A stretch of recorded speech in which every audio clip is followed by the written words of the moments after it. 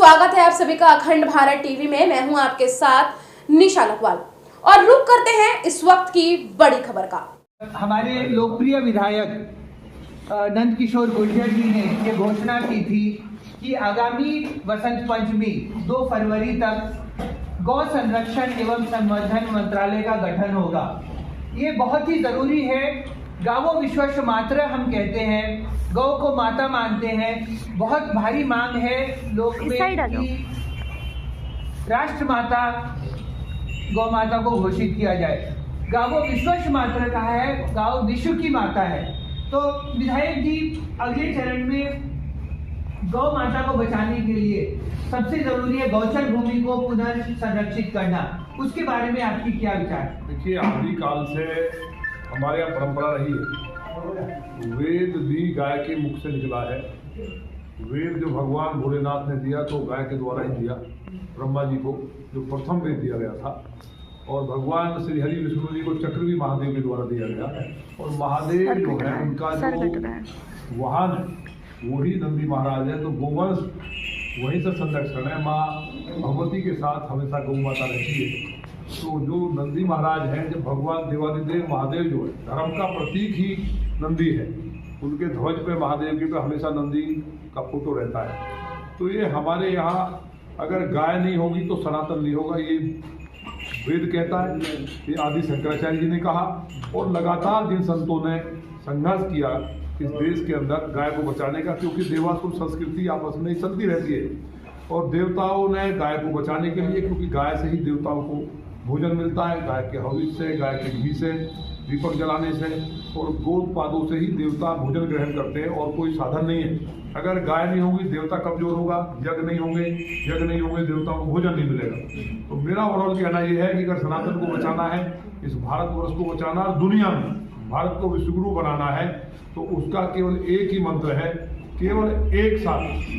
मैं आपके माध्यम से, क्योंकि माननीय मोदी जी देश ने दुनिया के सबसे लोकप्रिय नेता अगर हैं, उसका सबसे बड़ा एक कारण ये कि वो भक्त हैं, गाय पालते हैं और सच्चे मन से पालते हैं। उनकी जब अगुवाई में जो मुख्यमंत्री हैं उनके, जो उनके सच्चे भक्त हैं, उन्होंने गाय को बंद, जिस तरह आसाम में कोई सोच नहीं सकता था गोहत्याबंदी का कानून आएगा, लेकिन हेमंत बिश्व शर्मा को बधाई देना चाहता हूँ।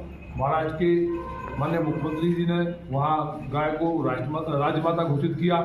इसी तरह जहाँ जहाँ भाजपा की सरकारें हैं वहाँ गोवर्धन, गायों के लिए गो संरक्षण और उनके लिए लगातार काम हो रहा है। मेरा कहना है कि जो गोचर भूमि है गाँव में, पहले से हमारे यहाँ जो परंपरा है बहुत समृद्ध है। कोई भी गांव बसा है पूरी तरह वैज्ञानिक तरीके से है। सभी बिरादरियां उसमें, हिंदुओं में कोई जाति और वो नहीं थी। केवल काम के आधार पर किसी भाई को अगर लकड़ी का काम आता है, किसी को कपड़े सिलने का आता है, उस तरह से उनके नाम दिए गए। एक ही बाप के 3 बच्चों को नाम अलग अलग दे करके बाद में जातियां बनी। तो भारत जो है वो समृद्ध इसलिए था क्योंकि गोचर भूमि हमारे यहाँ हर गांव में छोड़ी जाती थी 20% के करीब, उसको कब्जा कर लिया गया है। अगर सरकारें, राज्य सरकारें खासतौर से अगर ध्यान दें, गोचर भूमि को खाली कराएं गायों के संवर्धन के लिए, वहाँ जो भी लोग लगे हैं देश में, जो ईश्वर की कृपा जिनके ऊपर देवादिदेव और महादेव महामाई की, वो लोग काम कर रहे हैं। जैसे आप लोग IIT से आप इंजीनियरिंग करने के बावजूद आप गायों के लिए एक बड़ा काम लौनी में कर रहे हैं, तो मेरे लिए सौभाग्य की बात है। तो गोचर भूमि की मुहिम शुरू हो, गो मंत्रालय, गो एवं संवर्धन के लिए एक मंत्रालय का गठन हो। ये हम लोग लगे हैं, हमारी सरकार लगी है।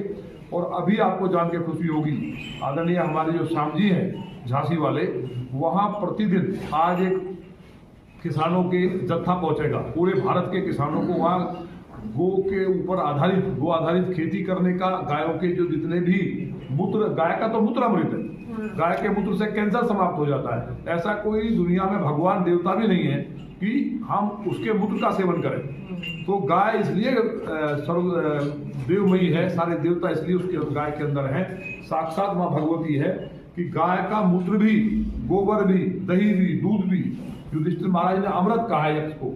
तो ये पुरानी जो चीजें, उनके बिना भारत की नई और बड़ी खबरों से जुड़े रहने के लिए देखते रहिए अखंड भारत टीवी।